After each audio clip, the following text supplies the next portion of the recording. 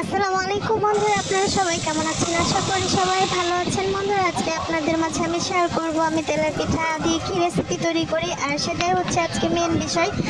বন্ধুরা, আমি প্রথমে তেলের পিঠা ভেজে নিচ্ছি, আর এটা হচ্ছে আমার তেলের পিঠা। দেখুন কেমন ফুলে একদম বলের মতো হয়ে ভিতর থেকে ফটস করে সব বের হয়ে আসতেছে। আর এমন সুন্দর পিঠা কখনো আমি তৈরি করিনি, এইবারই প্রথম এত সুন্দর পিঠা আমার কাছে হচ্ছে। জানি না আজকে কি জাদু হয়েছে আমার হাতের ভেতর, নিজেও বুঝতে পারছি না। যাই হোক বন্ধুরা, এখন মেন বিষয়ে চলে আসি।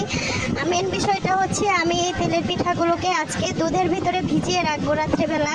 আর এই দুধের রেসিপিটা হচ্ছে আপনি দুধটা গরম করে নেবেন, তারপর অল্প একটু লবণ দিবেন, চিনি দিবেন, আর সাদা এলাচ দারচিনি দিয়ে জাল করে জাস্ট পিঠাটা শুধু ভিজিয়ে রাখবেন রাত্রেবেলা। আর সকালবেলা দেখবেন অনেক সুন্দর তুলতুলে নরম হয়ে ভিজে আছে। আর এই পিঠাটা খেতে অনেক মজা। বন্ধুরা, আপনারা খেয়ে দেখবেন এইভাবে তৈরি করে। সবাই ভালো থাকবেন, আর আমার চ্যানেলটি সাবস্ক্রাইব করে দিবেন প্লিজ।